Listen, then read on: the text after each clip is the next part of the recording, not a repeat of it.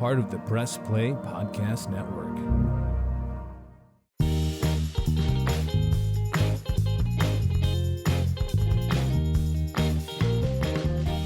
Hello, this is Brooks, and you're listening to the Books with Brooks monthly book club podcast. Welcome. We're part of the Press Play Podcast Network. We read one book a month, and then we talk about it. Our book for the month of September is called The Midnight Library by Matt Haig.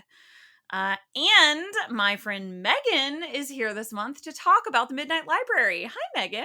Hi, Brooks. It's an honor to be here. I can't believe this is my first time on, actually. So I am just pleased as pie to be here. Thank you for having me on. Wait, is that true? I thought for I couldn't lie to you. Wow. Where have you been all my life? Is what I ask. Also, I just had to remove... I had a hard time waking up this morning, so I put on really big earrings. Because, when you're doing Zoom meetings all day, it's like people can only see you from the neck up.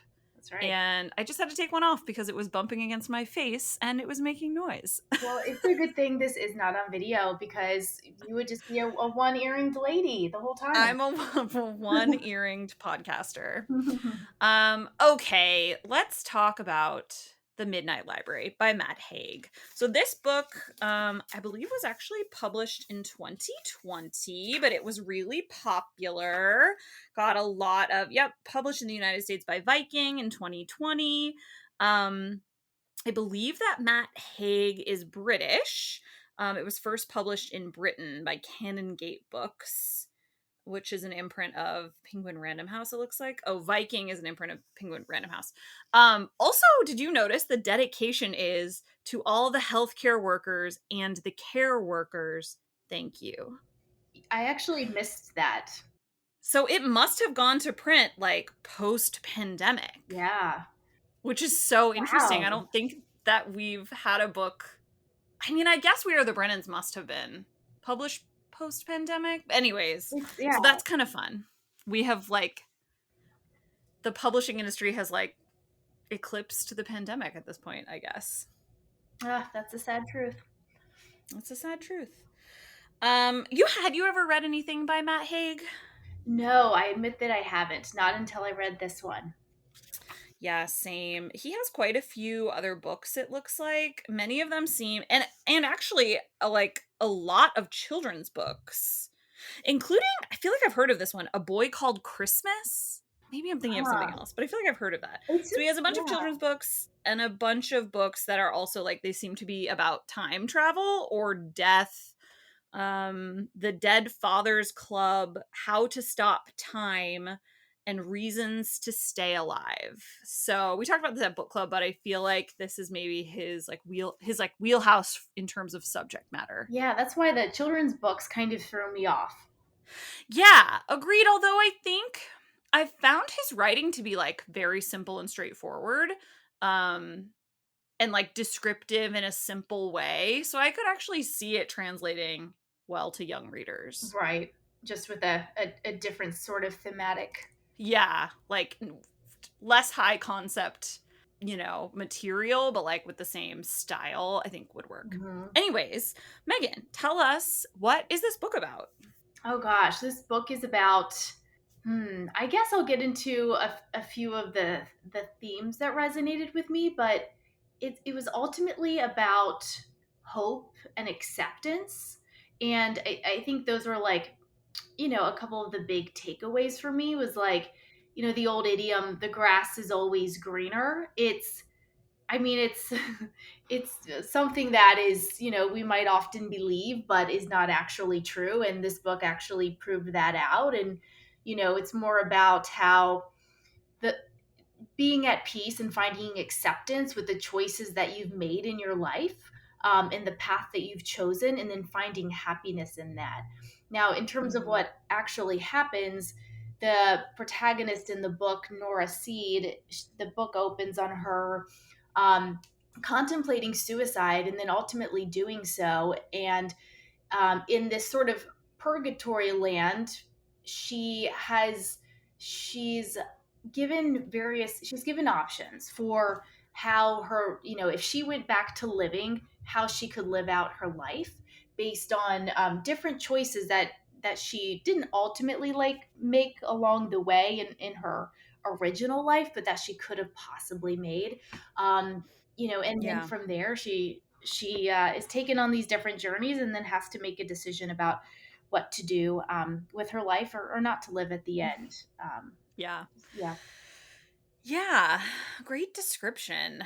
Like I think said this a minute ago, but like definitely a more high concept book, like about regret and possibilities and choices. It's kind of about like the multiverse theory of like butterfly effect of like every decision we make branches us off into a new universe where like every decision was made. Um which I believe is a real like theory of quantum physics that is true. And so you can think about the universe looking like a tree with many branches coming off of like an original trunk, if you Hmm. will. But I do want to say, and I said this at book club, and I wish I had said this when I picked the book, but this book is a trigger warning for suicide. It is a lot about suicide. Several of the characters commit suicide. So I will just take this opportunity to say, if you are struggling with your mental health, if you're having thoughts of suicide, there is help available. The National Suicide Prevention Lifeline. The number is 800-273-8255. You can reach out to me at Books with Brooks. I'm here to support everyone. And yeah, this book is a trigger warning for suicide. If that's upsetting to you, for any reason at all, like this episode might not be for you. But I feel like one of the ultimate messages of the book, like you said, is like it's our perspective on our life, not necessarily our life, that like dictates how happy we are. Yeah, I love that. It's all about perspective, right? Making the best of things. Mm-hmm. Yeah. And then, of course, it's called the Midnight Library because when she has this, I guess you could call it like a near death experience, she goes to an actual library where she meets a librarian called Mrs. Elm, who tells her, like, every book in this library is a life you could choose. It's a life you are living in a different universe as a result of different choices. Like, which life do you want to try? So it's a cool like visual. We had some complaints in book club. Were you one of them, Meaghan? Of like, this just isn't a very original premise. I was not one of the complainers, but I do understand where that stems from.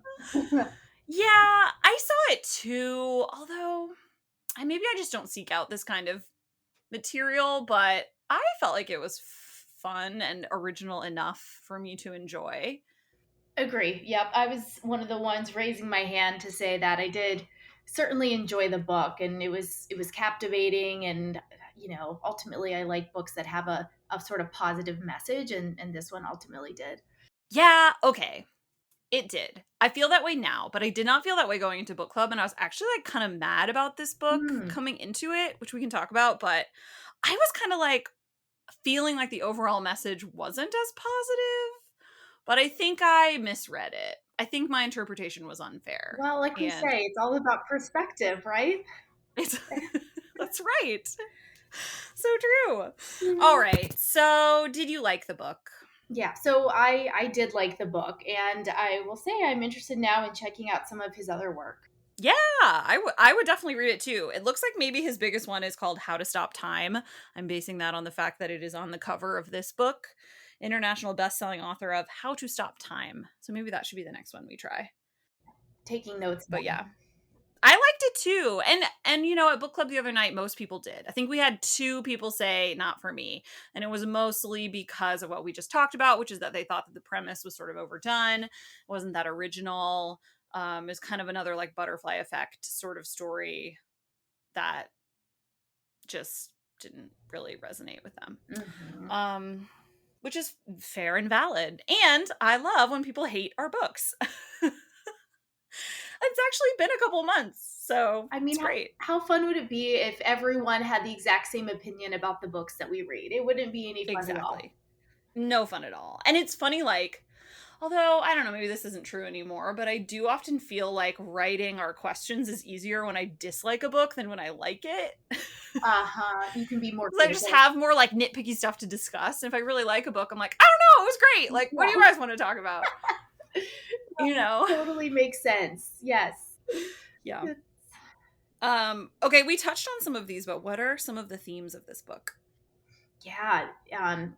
Acceptance, being hopeful, love was a big one. I think friendship and just like, I guess relationships too. Yeah. Yeah, and like and how important certain relationships are to like your overall well-being. Right. Like I think a lot of people, and our main character Nora Seed was this way, especially she got to the point where she was so isolated, she felt like no one needed her. She didn't have someone that like she didn't have any close friends or family at this point that she perceived that they like needed her, and that was sort of like one of the things that pushed her over the edge and caused her to want to take her own life. So yeah, I think like interpersonal and like intimate relationships between family and friends, you know, and romantic relationships are really important to like your mental health, which we've been talking about this for 2 years now with the pandemic, but like so real.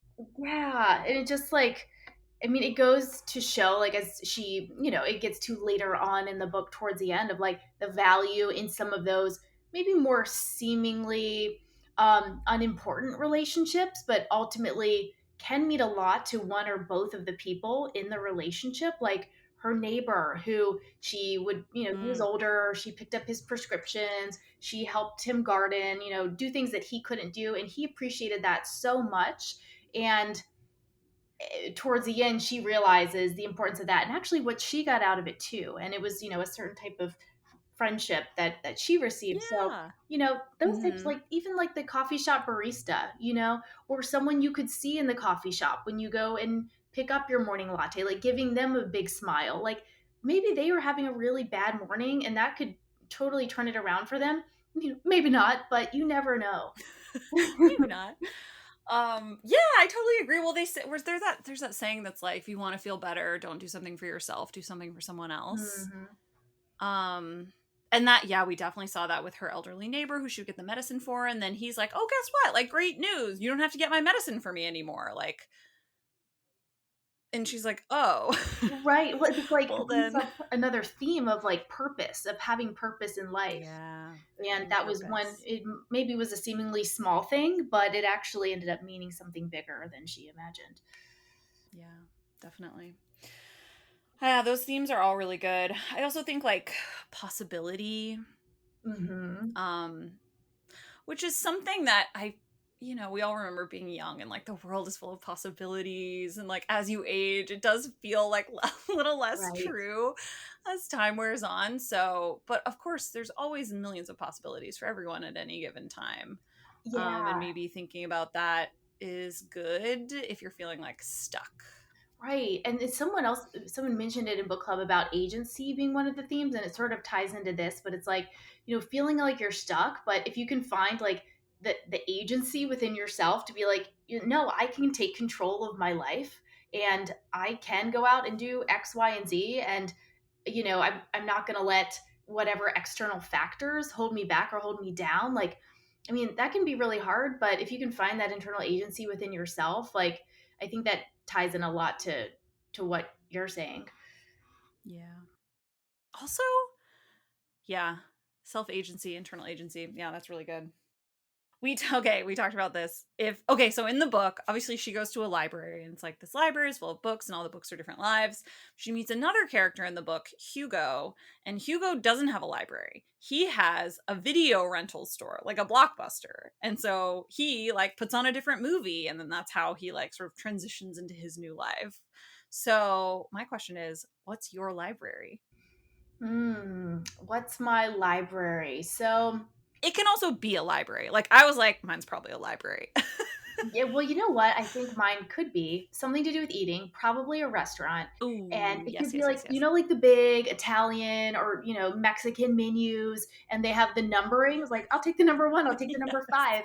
Like, it Yes. would be just an infinite number of numbers, I choices. love Uh, that.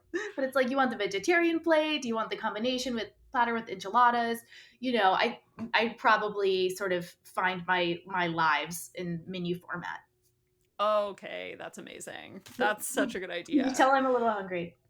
That's really cute. And like that does seem to fit for you. Like you love like trying new restaurants and going out and eating and like that's so cute. I love Every that. restaurant opens a new possibility. It so does.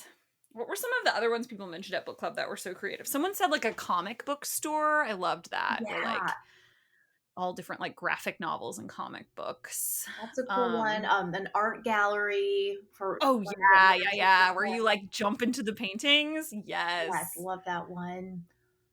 I love that one. I can't remember the others. But yeah. Well, something else that came up in book club a lot is how visually compelling this story is. And we were all like saying, "Oh, I could really picture that. Like, oh, I would watch this in a movie. This could be a mini series." And I do think like that's really true. I haven't read that this has been optioned, but I hope that it gets that way and we can watch it because it would be like amazing to watch her like go into this infinite library and pick new lives. Yeah, it's like you could almost guarantee that it will be optioned.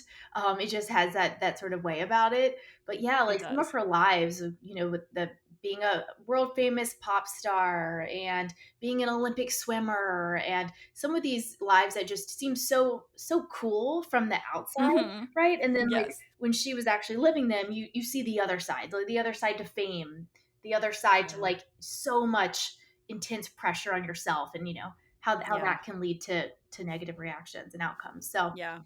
but yeah, totally with you. I would watch the movie or limited series or whatever it ended up being. Yeah. I totally would. I could see it being like an HBO like series a la Nine Perfect Strangers. Um oh, you just said something that I wanted to comment on and now it has left my brain. Who is your Mrs. Elm? Do you have one? So Mrs. Elm was the librarian in her like real life, Nora's real life when she was a child. And then she's like is the librarian in the library. It's like a representation of Mrs. Elm, who is kind of supposed to be just like someone who is kind to you at a time when you needed it, was what I thought she represented. And so it could have been anyone just as long as they'd like made an impact on you with kindness. I would go with my high school dance coach, Mrs. Oh. Brown. Yeah, she was a true guiding force in my life. I danced my whole life, and in high school, I took studio classes, and then I also danced competitively through our high school. And Mrs. Brown was the coach there. But I've always sort of given credit to dance for helping steer me on a path that I've ultimately felt was beneficial for me. There was certainly a period of time I was hanging out with the wrong crowd, if you will, and Oh, the wrong yeah, crowd. getting in trouble, and just things could have definitely I in can't line with the picture it. theme of this book. The life could have taken many different directions. Yeah. But she was one of the guiding forces in my life who held me accountable to like actually showing up for practice and putting in my all, and like Aw. sacrificing so much of herself. So like this group of college kids who like, you know, we could, it was hard to like even afford our competition outfits. Like we went to New York Yeah. and Company, and we like got hot glue and we put those sequins on there, and like we wore those outfits to Orlando and held our heads high with pride. Oh. And so she definitely instilled help reinforce a sense of work ethic. And I Mhm. would give her a lot of credit for that. So yeah, if I was in my like Mexican restaurant and she was sitting right there beside me looking at the menu, I would look to her for guidance and support. She'd be like, "Tendu close, tendu close, Yes, exactly. Oh, plie." Yeah, that's amazing. That's a really good one. I do think like someone else at book club said like track coach. Like I do think it's yeah, like when you're in adolescence, especially, like it's so tumultuous. You have like so many feelings, you can't control them. Like, mhm. and then you start to have like supportive relationships with like a handful of adults who mentor you, in a Right. way that's like very positive. So I think that yeah, that Who would fits your makes a lot of librarian sense. be? I don't know. I have a couple. Mine might be I had like a director, an acting coach in like 6th and 7th grade. Like Mm. before that, her name is Beth. Um, and she's like one of the funniest people I've ever met in my whole life. And I think Do you still keep in her touch? like a yeah, uh-huh. Yeah, we do. I mean, like through Facebook and stuff. Yeah. But her sense of humor, I think, was really formative for me. And just like her passion for performing. Um, yeah, I would say maybe Beth would be a good one. Also, she would be hilarious to like go through something like this with. She'd be like making me really laugh while I'm in Yeah. the Midnight Library. I mean, the fact that you still keep in touch with her in some capacity, she must have truly made an impact. Yeah, for sure. Um, Something that came up in this book quite a bit is the role that social media plays in our main character Nora's unhappiness. It's I marked at least 5 instances where she sort of like mentioned social media negatively. One of them is on page 21. It says she went on Instagram and saw everyone had worked out how to live except her. And then on page 5, right at the top, we get 27 hours before she decided to die, Nora Seed sat on her dilapidated sofa, scrolling through other people's happy lives, waiting for something to happen. Hmm. Yeah, it can often feel isolating when you're Yeah. scrolling through these photos of your friends or tangential friends or celebrities, whoever it is that you follow on their brands. Um, yeah, it can be really isolating if you don't put things in perspective. Mm-hmm. Yeah, and it's funny. I mean, I think this is like we all acknowledge this at this point. Like social media has been around long enough, we kind of get it. Everyone knows. Yeah, yeah, yeah. But it's like it's so true though that like this platform that's supposed to connect us all can end up making us feel even more alone. Hmm. And how dangerous that can be, especially when you're already struggling or you're already going through something difficult or you're young and impressionable. Like truly, what is social media like doing to our brains? We don't really We know. don't know, and that's what's crazy, isn't it? Like, it's how when did Facebook come out? Like 15 years ago? 16, 17? I don't know, but like I think it was like 2002 or something, 2. 2003. Okay, so we're coming up on 2 decades of Yeah, Facebook. whoa. So like the data is still young. I mean, yeah, we Mm. didn't like it came out for me in college. So it's Yeah. probably or would have been high school for you then?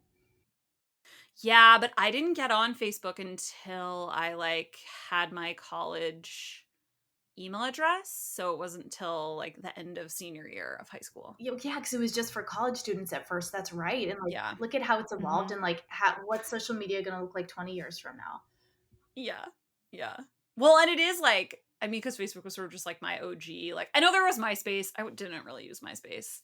Um, but it's funny, like now Facebook has that like memory feature, so it like shows you stuff you've posted in the past. And I'm just like delete, delete, I delete. Like know. the stuff we used to share, get out. Like Like, think, I mean, I know it was a totally different platform. Like at that time, we weren't friends with our parents. Like our parents weren't even on it. Like it was really just for people that you knew and that you interacted with or whatever. right? And But then it's just come like, back to bite you. oops, oops, don't need to share that Yeah. drinking story.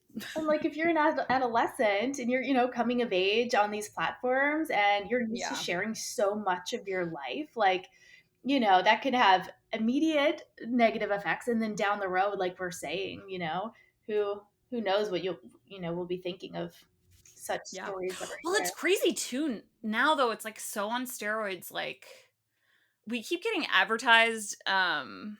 I wonder if it must be Apple that's advertising it to us, but it's that what's her name? The TikTok star that everyone's obsessed with, who like got famous overnight. Oh, Charlie All I can think D'Amelio. Charlie D'Amelio. Yeah, all I could think was Demi Lovato. Charlie D'Amelio, and I'm like, yeah, because now it's like not only can you like overshare and become obsessed with this in an unhealthy way, but also you can get famous and like make a living doing it. Right. So It's like as a crazy. young adult, like, why wouldn't you want to put yourself out there and try to make some Right. funny videos and do a crate Right. challenge maybe, like, or something ridiculous like that. It's I think of, like I was saying 10 minutes ago, like some of the shit I did in high school that I it would be embarrassed about today. Like I would have been in a position where I went out and did a crate challenge myself. I can pretty much guarantee Oh that. yeah. Yeah. You would have. Wait, what's a crate challenge? Oh, so it's somehow the kids are finding milk crates. I don't really know where they're getting them, but then they're stacking them up high and climbing on top and trying to balance. And many people have ended up in the Oh, hospital, Brooks. that's right. That's right. Okay. I'm not on crate challenge TikTok, but I am tangentially aware of what you're describing. Yes. Yes. Yeah. Mm-hmm. That's Got what the it. kids are That's up to. crazy. So yeah, it's Although, is this like a thing? Is it like where they ate Tide Pods? I just don't believe anyone really did that. I think like maybe one person did, and then the internet became obsessed with it. Like, were people really eating Tide Pods? Come on. I really like to think it was just a very small um, group of cohorts. Yeah, all right. I'm gonna have to watch some crate challenge videos. Oh, then you'll be Okay. soaking up for the next year. Here's a quote that I want to discuss. Page 48. A person was like a city. You couldn't let a few less desirable parts put you off the whole. There may be bits you don't like, a few dodgy side streets and suburbs, but the good stuff makes it worthwhile. What do Indeed. you think about that?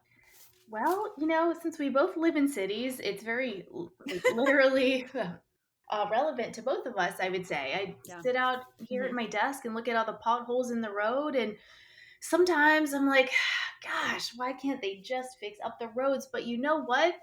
The roads mean so little when the city means so much. There's just so many wonderful things here that they eclipse the negative. And so, like we say, all about perspective, focusing on Yeah. the good things and not the bad things. And that's what happiness is about. Yeah.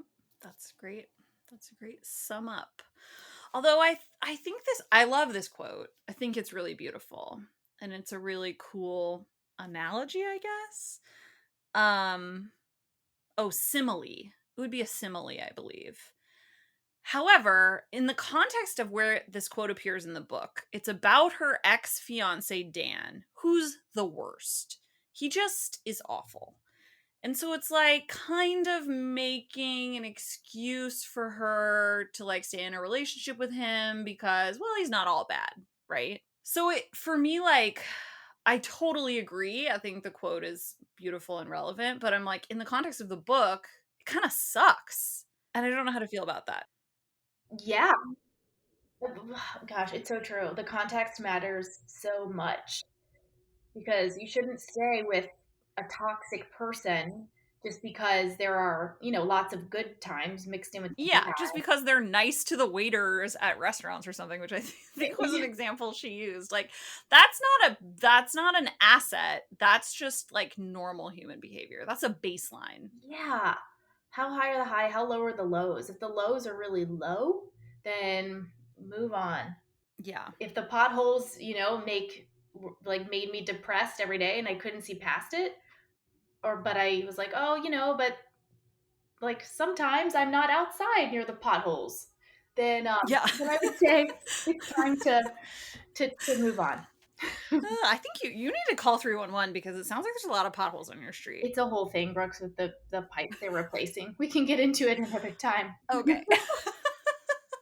Okay, actually, okay, this is a tangent, but right before the pandemic last year, like when the world was shutting down, it felt like everything was ending. We got a flat tire. So I had to take it in to the tire place and this was like it was just, it was like, I mean, everyone was having a horrible time. The world was ending. We didn't understand. Jake had a cough, so we thought he might have COVID. So he could, but of course you couldn't get tested then. Anyway, so he couldn't take care of this problem. So I had to do it, which I don't usually do the car stuff. I get really overwhelmed by it. So I'm like, it's fine. I can do it. So I take the car in. It turns out we have a flat tire, but it's because of a bent rim. Which they're like, oh, this only happens if you hit like a really big pothole. Mm-hmm. And they told me, and it was really expensive to fix. I don't remember how much it was. It was like $600 or something. It was a lot. And they told me when they were fixing it, they were like, you can submit this as a claim to the city because like I wrote on here like caused by pothole damage. Oh, Like wow. that's the only reason you would bend your rim like this. You had to hit a huge hole. I wonder how much. And we're obviously, we drive a Prius. We live in the city. I wasn't like off-roading. Like I was just driving on Yeah. city streets. Okay. Which is all to That's say wild, though. I did it because then I was unemployed and I had nothing else to do. So I submitted this whole thing. You had to like print stuff off. You had to get all these receipts. I had to go take pictures of the pothole that I thought that it Well, was. most people wouldn't even do it.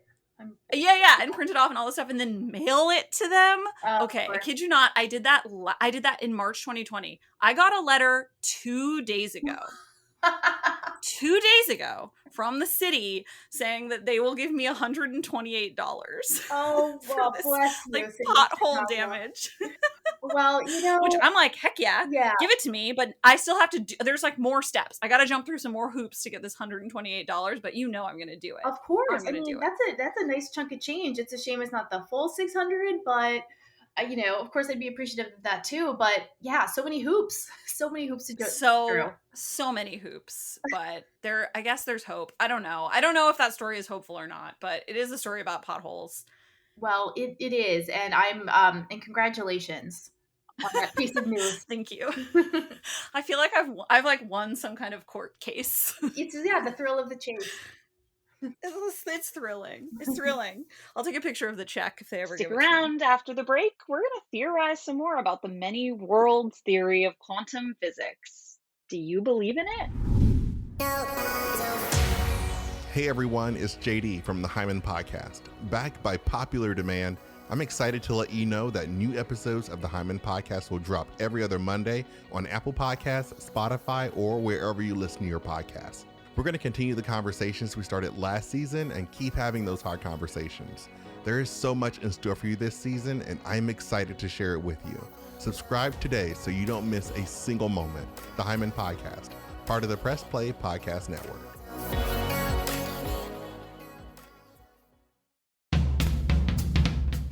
Hello, this is Don Mike Mendoza, the host of the Producing While Asian podcast. Join us to listen in on conversations with everyone who identify from producers to non-producers who all are part of the AAPI community. There's all that and more on the Producing While Asian podcast here on the Press Play Podcast Network. Okay, Meaghan, talk to me about how do you feel about this like many worlds theory that this book is about? Do you think Like if it's an actual? Yeah, do you believe in it?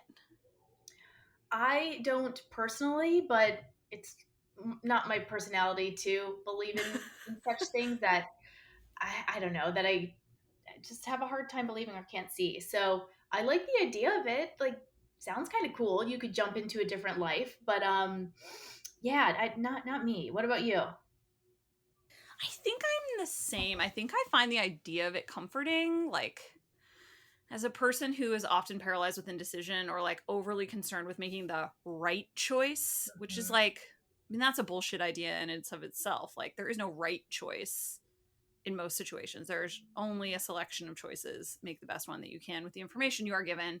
Mm-hmm. But sometimes that's paralyzing for me. So I like the idea that like, it doesn't matter what choice I make because I'm making all of them in some way. Right. Yeah, I could see how it's a comforting type of thought. For sure. But I don't really think, I mean, maybe this does exist. Like maybe they can use physics to like prove that this is possible. But I feel like it kind of doesn't matter because we will never, you can't cross universes. So even if it does exist, like it's not impacting our experience. So kind of who cares? Yeah, like there's nothing we could do about it. So yeah, there are thousands of other lives. Like best of luck to them. Right. So hope all those other Brookses are doing great. But we will never interact. So yeah, so it kind of feels like, but I do like the idea of it. I don't know. Maybe I'll read more about it. I am similar to you. I feel like I'm like overly practical, and so big like I don't really like philosophy. I don't really like thinking about space. Like it hurts my brain. So this is sort of one of those like big concepts that I'm like, I don't need to dwell on this.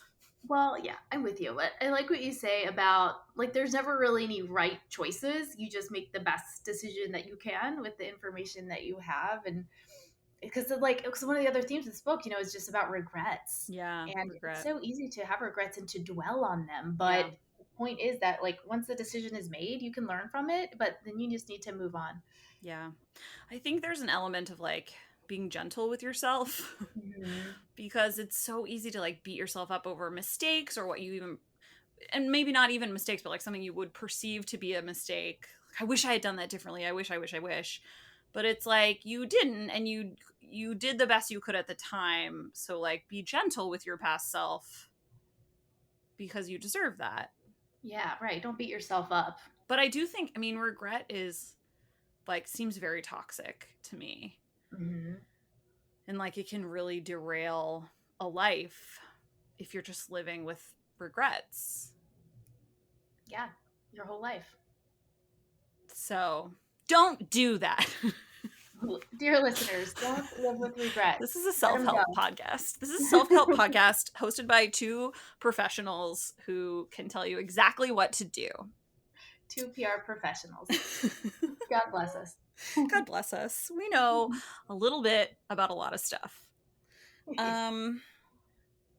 Okay. All right. So I brought this up at the beginning, so I think we need to talk about it. But I have been talked off the ledge about this particular thing, which is that I kept coming across these lines that were sort of implying that, or I was interpreting them to say that your life has to be perfect all the time in order for you to be happy. And I was like, well, that's bullshit. There's no way that's true. Like, there's no such thing as a perfect life. Like, of course, there are better lives than others, but there's no perfect life. There's never going to be a situation where you look around and you're like, you know what? I wouldn't change a goddamn thing about a single thing in my entire orbit. Like, yeah, of course you're, I don't know, but maybe that's like an American perspective, which is like very About having a perfect life. straps. Like, yeah, like, but I just can't imagine, like, does anyone in the world, I mean, I guess the answer is yes. Some people probably think their life is perfect, but that seems hard to imagine for me. Like, there's always going to be something that could be better. I mean, maybe they like have the perspective that their life is perfect and then thus they've manifested it into being that for themselves. But like also you need the bumps in the road. You need the potholes in the road to Ooh. actually appreciate like the nice paved streets, because otherwise how would you, if you had nice paved roads all the time, then like I don't know, you just wouldn't appreciate them. That's so true. Did you write this analogy in advance? Because you were really bringing it all together, and I'm so impressed. Why, thank you. That's why I'm on podcasts. That's why. No, I totally agree. Like you don't even know what happy is unless you've experienced sad. Right. It's like the story of Buddha. When he was a young boy and he came from a royal family, his dad didn't want him to experience any pain. So he sheltered him from everything, from all of the poor, from war, from it, he had every creature comfort that you could imagine. But then something happened and he was basically released out into the real world and he was crushed. And he realized that, in order to have a good life yourself, you need to give back and help others. So it's not necessarily about your comfort; it's about the comfort of others, and helping them and making that that giving you a sense of purpose. That was beautiful. The young Buddha. The young Buddha. That was lovely. Thank you for sharing. I'm sure I botched some of the history, but it is generally the idea. No, it's great. All right, let's begin to wrap up. And I'm going to share this quote from page 284, which is towards the end of the book. It says, "It is quite a revelation to discover that the place you wanted to escape to is the exact same place you escaped from. That the prison wasn't the place, but the perspective." So I think that's kind of like the thesis of the book. The prison wasn't the place, but the perspective. Although I will say, and I felt this way about the book at several points, it's a book about privilege, right? Because in some cases, the prison is the place. and you're literally in prison. Yes, indeed. I like the thought of the metaphor. Like, sometimes it can be, you can feel trapped in situations. Like we were saying, like, if you don't feel as though you have agency in your life or control, like, as we get older, especially. But yeah, you do. You have the keys to your own prison. You just have to find them. Very deep. Buddha 2.0 over here. That's right. You can tell you taught yoga. Is there anything else you wanted to talk about that I didn't bring up today? I know we had more questions. Obviously, I can talk about this book forever. That's true of almost every book. Yeah, well, I will say one other little thing that they brought up in the book that stuck out to me was, when Nora basically comes to terms or is at peace with her current life, she gets a text from a friend that she thought had moved on past their friendship.